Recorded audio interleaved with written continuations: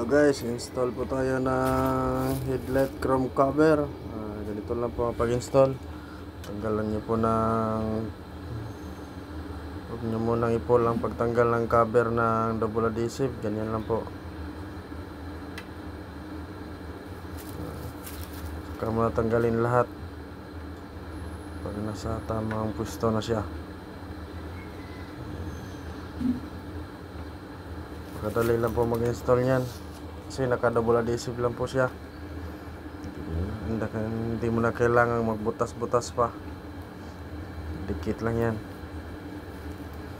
Dagdag points na rin yan sa ating sasakyan. Ganyan lang po. Pag nasa tama na, pwede mo nang tanggalin yung mga cover. Ganyan, massage mo ng konti para mas lalong didikit. Ganyan lang po.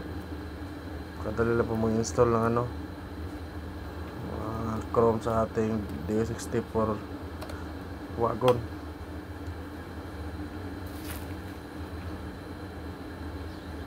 Ganyan lang po kadali. Dagdag points na din yan. Install po natin paunti-unti lang kasi malaking gastusin din po. Ganyan lang, tapos na. Huwag na maglala kung walang perang pang bayad sa labor. Paano lang pagpapa-install, pwedeng tayo lang. Ito na po yan lahat yung na-install natin. Ito ang rain visor, door pillar, tsaka yan chrome sa pintuan. Tapos na po.